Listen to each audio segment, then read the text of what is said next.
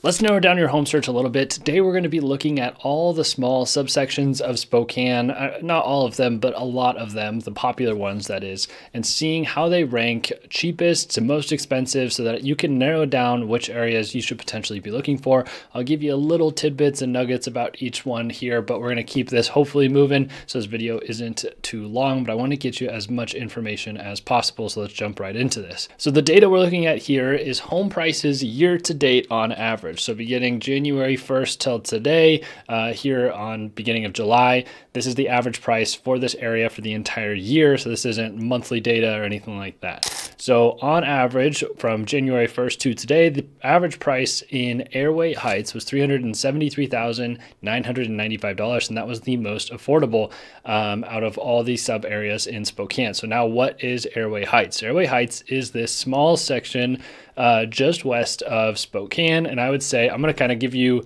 some perspective as a local of like what my thoughts were of like what is Airway Heights versus what actually is Airway Heights. So the red line here is what actually is Airway Heights. I would say when you are driving into that area or somebody that's local, for me, Airway Heights is like starts right here, ends over here. But Fairchild Air Force Base, obviously it's an Air Force Base. It's not actually part of the city. It's its own entity. But in some of the areas around Spokane, you're going to find out that when it says a city name, it means like a large geographic area. Airway Heights is not that way. It's very much just this small section. Airway Heights was the lowest price because it's really basically just new construction up here and like entry-level new construction, and then it's manufactured homes down here. There is some pockets of older neighborhoods in here and there, but for the most part, it's basically just new construction houses and manufactured homes, and so that is what leads it to be the most affordable. And so I pulled up here, like this is the 99224 zip code, and which is where the beginning of Airway Heights is. And if I was speaking to somebody that lived in the area over here, they would say they actually live in Spokane, even though it's not in the city of Spokane. So just things that we'll get into in this video. So next up, our next price point is Millwood, which is at $392,500. So Millwood is a tiny, small section of the Spokane Valley. It's not actually technically the Spokane Valley; it's its own thing. There's a Millwood City Hall and everything. It's just like basically in a strip mall, but it's a small section north of the train tracks here, just south of the Spokane River. Pretty much older homes. It's a pretty small area, I think. We have decently, like some good starter homes here, but it's in a decent place. Like there's some cute, I've stopped by this Rocket Market a lot. The Centennial Trail kind of there's a trail system that cuts through here that you can walk along. But I would say that it's such a small area, like I would consider this Orchard Avenue part of Millwood as well. And this is kind of where more people would end up living anyway, is this direction. So I'm a little mixed on Millwood. It's cute. It has some small shops and stuff along here, but Argonne is really busy road leading up to the Northwood Pasadena Park area. And so it's very congested through here. My biggest beef is basically no sidewalks and that all the homes are like level with the street. Like your front yard just like flows into the streets basically. So it's like, it's cute. There's good starter homes. There are nice aspects about it, but I just don't love how close it is to like the train tracks and industrial area and the lack of sidewalks in that area. So next up, the city of Spokane. So we're going to compare basically some of these smaller areas to some of the larger areas so that you can have a comparison and actually a reality of what each area is. Because like a lot of people, I think Spokane itself is actually a lot bigger. So this is the map here. For me, like, it's kind of interesting. We'll talk about this a little bit more in a bit, but to me, 5 Mile Prairie feels very Spokane, but Town and Country feels very what I would consider Mead, and we'll dig into that a little bit more. But the reason Spokane is third on this list and so affordable is because really the only expensive homes in this list here are in the Eagle Ridge area and then in pockets of the South Hill here. But you have this large section of the northeast Spokane, where there's a large concentration of houses that are all below the average, the median home price in the area. Same with large sections of the northwest side, and then you get into some higher end priced homes in the North Indian Trail here, but not even like the most expensive homes in our area. So if you're looking at the city of Spokane itself, like there's not actually that many crazy high-end homes. The only other like super luxury thing would be like Kendall Yards or some condos like in downtown Spokane that are really expensive. Now next up is Deer Park at $406,000. And now don't give me heat if you watched last week's video about Deer Park, because I said Deer Park had a lower average sales price than Spokane does. That was on a monthly and a quarterly basis, but so over the whole year, Deer Park has just been a little bit above Spokane. It's actually, and like I said, most of the homes in Deer Park are significantly newer than the homes in the Spokane area. So 406,000 is the average there in Deer Park. So as discussed last week in our previous video, which you can go back and watch that after this if Deer Park is of interest to you, but the city of Deer Park has about 4,000 to 5,000 people in it, and this is the outline here. It's really, these are most of the homes in the Deer Park area that are under an acre. You have some suburban neighborhoods, some nicer new construction neighborhoods, things like that. But if you're actually going to talk to somebody that said, I live in Deer Park, they might also be referring to this super large geographical area here. Deer Park is in the middle, but it actually expands all throughout here. So this is the 99006 zip code. And basically, if you click on if you went to like look at any house here and what their mailing address would be, it would be Deer Park, even though it spans like, I don't know, this is probably 20 plus miles that it expands here. And this is where the stats come that over 50% of homes that are in Deer Park are on more than an acre. And so that's because there's large geographical area that considers themselves Deer Park, and that is out on large banks of land, and that most of these places are zoned to that they can't even be less than 10 acres throughout this area. But just something to note, as one of the areas that is known for houses being on acreage, this is so far the most affordable of any of the areas that we're about to look at. So next up is Cheney, $10,000 more expensive at $416,000. And it's similar to Deer Park, where Cheney is its own little town here southwest of Spokane.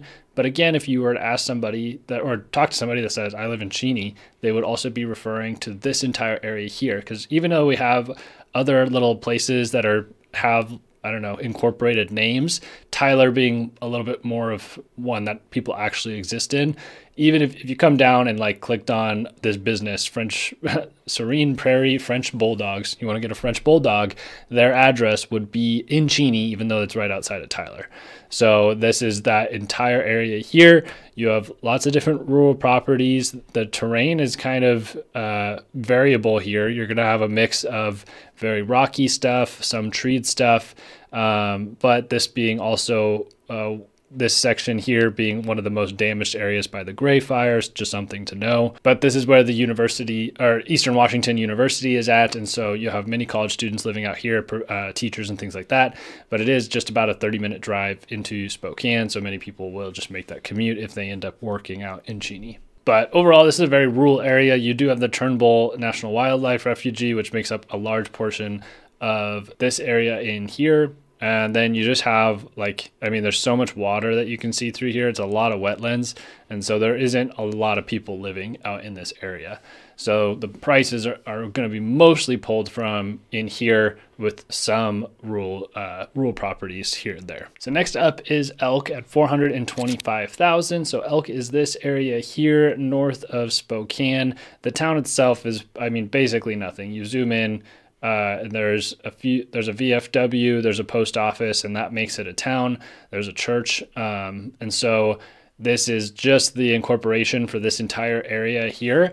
There's some great properties out this way, lots of trees, very remote, quiet. And so like if you're really wanting to kind of get away from things, this is a great area for that. And the nice thing is when you live up here, you're kind of equidistant from Newport, that has most everything you need, groceries, restaurants, things like that, or down to North Spokane. But if you're just somebody that likes the outdoors, wildlife, and just wants to get out into recreational areas, state parks, things like that, you've eliminated most of the traffic and you're much closer to being able to hit those things. So I think Elk is for those people that just want their 10 acres to be very quiet and private behind the trees, that's the kind of lifestyle you're going to live out there. So next up, on average, $437,750 is Medical Lake, which Medical Lake is, the prices have been increasing quite a bit in that area. Another place where the city itself is pretty small. You do have downtown Medical Lake. There's some stuff in there. You have some awesome properties along here because there are so many lakes and so many bodies of water. You have these little properties every once in a while that have their own private lake or private pond, things like that. But it's just a huge wetland area, obviously massively affected by the fire last year. And so there's a lot of rebuilds going on.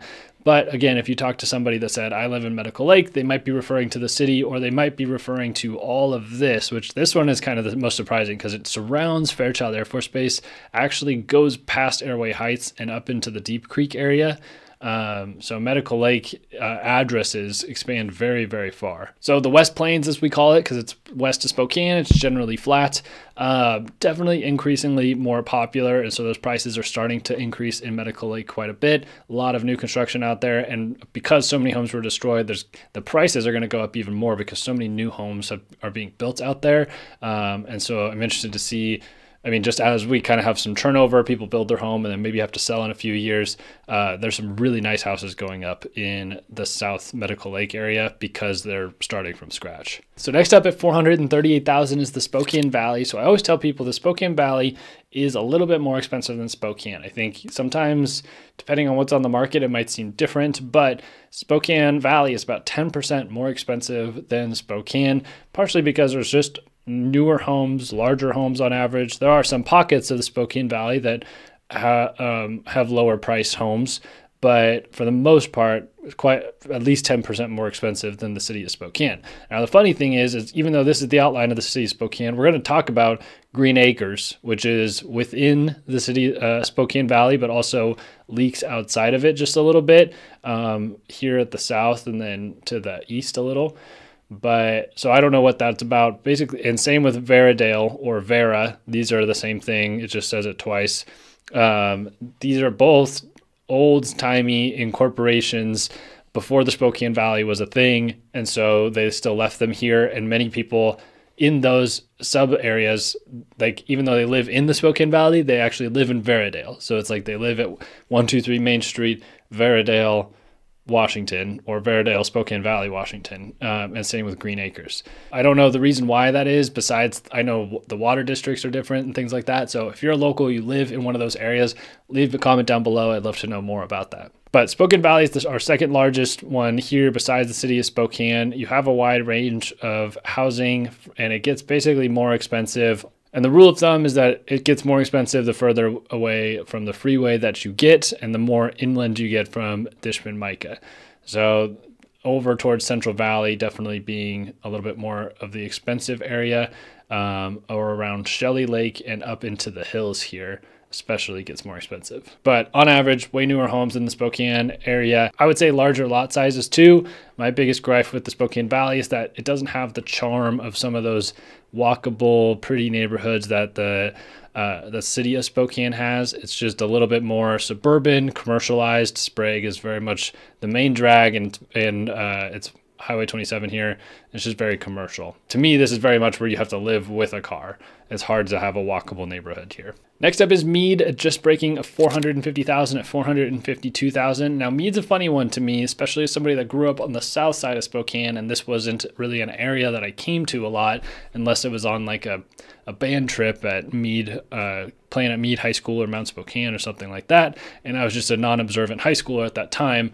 But Mead is this area here, which to me, we kind of refer to it as Old Mead, because this is where this is a very small kind of industrial little town here, and there's a lot of manufactured homes, smaller stuff. There's a few nicer pockets here and there, but to me that's really not even Mead. I don't always consider it. Like, in back of my mind, Mead is more representative of the Mead School District, and that's primarily because Mead High School is, like, Mead is here, but the Mead High School is all the way over here.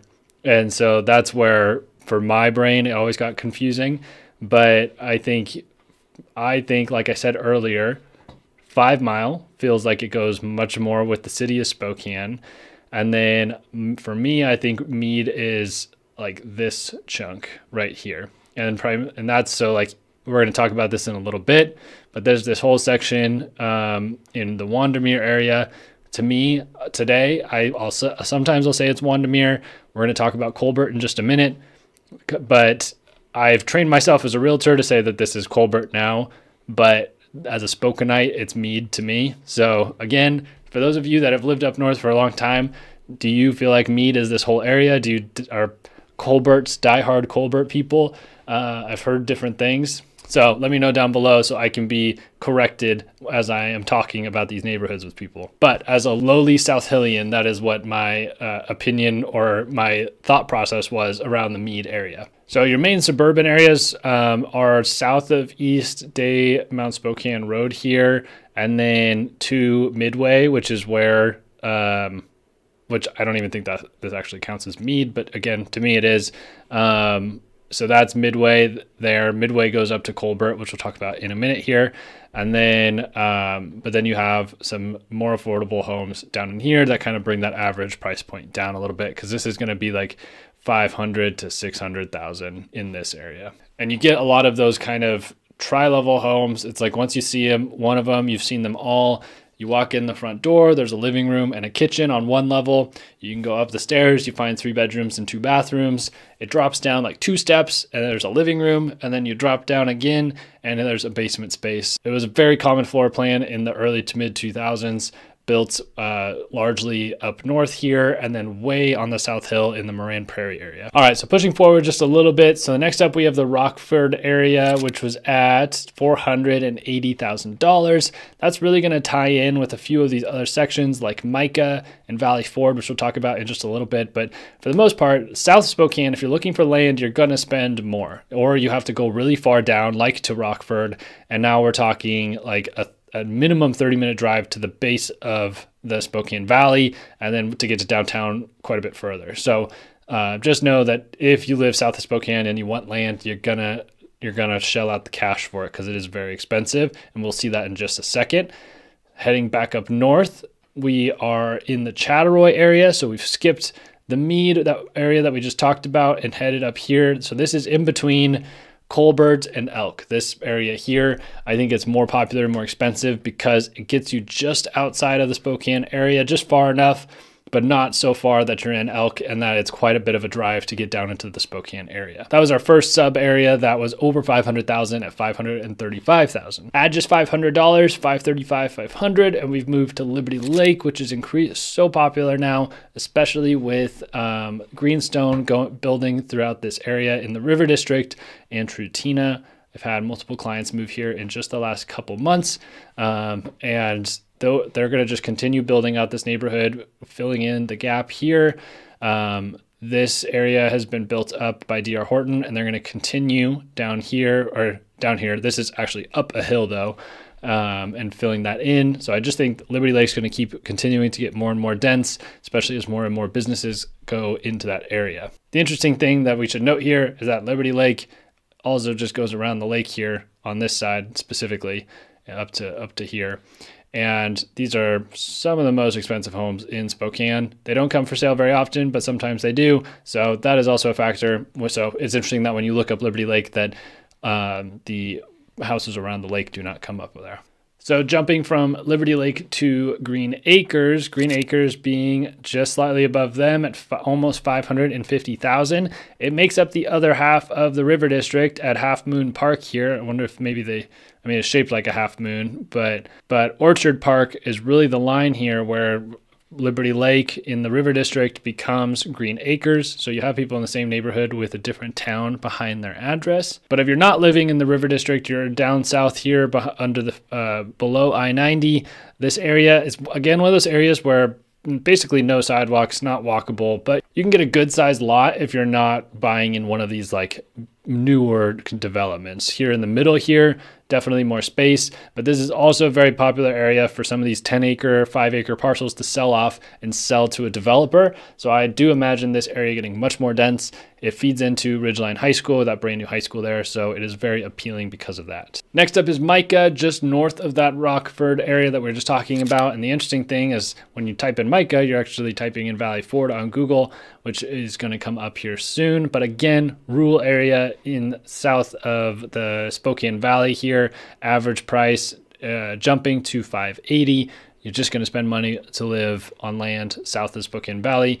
And it's not crazy convenient, in my opinion, to go up Highway 27. It just feels like a long drive. Next up, pushing us almost to 600,000, 592,000 is Newman Lake, which this is Newman Lake right here. There are properties around the lake, but it gets pretty dang rural. There are houses throughout this wooded area here. The cool thing about the Newman Lake area is you're right along the Idaho border. It's very easy to go from Newman Lake to Hauser. You can go to Embers on the Lake, great little restaurant there, and you could bounce between these lakes as well. So that's kind of nice to be quick access to both sides. And then it is pretty easy to get to Rathdrum and drop into Haydn and things like that if you do live over in Newman Lake. The one thing I do want to mention is that even though this is Otis Orchards on the map, like I just visited a person's house that was down in here where their address is technically Newman Lake. And this is kind of really the residential section of Newman Lake, in my opinion. Otis Orchards is south of Wellesley, but that's just me, so I don't know. But addresses for Newman Lake do continue south of 290 here, and that's really the more densely residential area. Then you start getting into more spaced out properties. But then we drop just south of there to Otis Orchards, 600,000. Very spaced out properties. You're going to find land here most of the time. Not crazy custom homes or anything like that. I'd say fairly modest for the most part, but consistently similar lot sizes, pretty big parcels with shops and things like that. And so it's just going to kind of be, so I would bet that the range of housing prices isn't actually that great in this area. Okay, Colbert's another funny one, and it's because of my situation with Mead here, but Colbert is technically this just small chunk here north of Spokane, really most notably for having cattails. We don't have a zoo here in Spokane, but we do have cattails.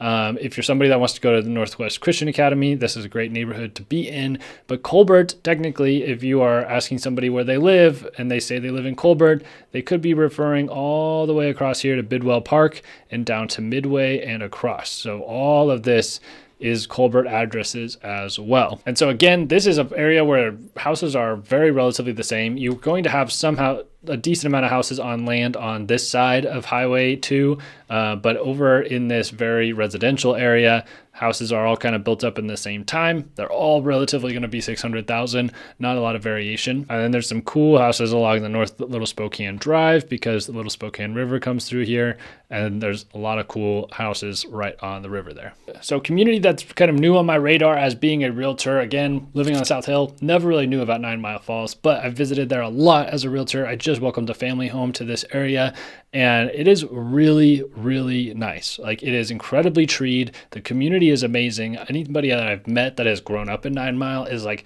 these people have each other's backs.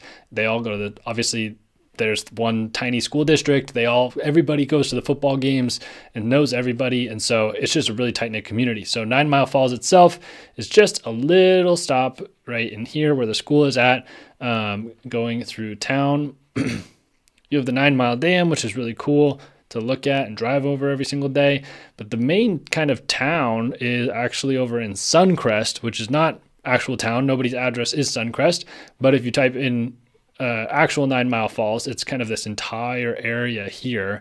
There are addresses where it does become Tum Tum, which is the best name in all of Washington. So 9 Mile kind of cuts off right here. I don't know about that, but Tum Tum, you have addresses that become Tum Tum at that point. I'm just going to say Tum Tum as many times as possible. But Suncrest is a great little area as well. Good lot sizes. I mean, lots of houses on half an acre to an acre, but they're just a little bit closer together. The cool thing about this community is they all have private beach access to the water down here, which is really cool. Right here at Suncrest Park private beach. Yeah, so they have a grocery store, Tips Drive-In, great hamburger here in Spokane, and the 291 Brew House is where everybody hangs out after work. I have clients that just moved into a 20-acre property not too far outside of 9 Mile. I have other clients that live out here in this peninsula, just kind of in the absolute middle of nowhere, but it's super cool property. And this drive, it can be a drive into Spokane. I mean, but you get into northwest Spokane relatively easily. Like the drive from my house in the Audubon neighborhood is really not that bad up to 9 Mile Falls. To get to my client's house that they just purchased up here was like 15 minutes. So it's actually pretty simple, especially if you're working in northwest Spokane somewhere. It's actually not too bad of a drive. And it's really pretty because you drive right along the water the entire time. And lastly, with a massive jump, just because some really expensive homes have sold in that area recently, but you can see on average, the home prices have always been much more expensive. 1.13 million on average in the Valleyford area, which is south of the South Hill here, in between the South Hill and the Valley. But if you're coming off of the South Hill down the Palouse Highway here, that then cuts through Valleyford. I think I got that right.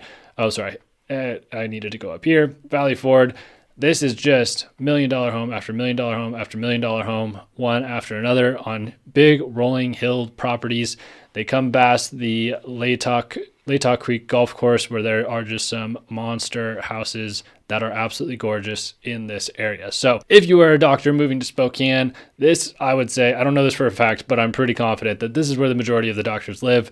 I just helped a surgeon move to Spokane, and a lot of their friends at the hospital were recommending the Valleyford area.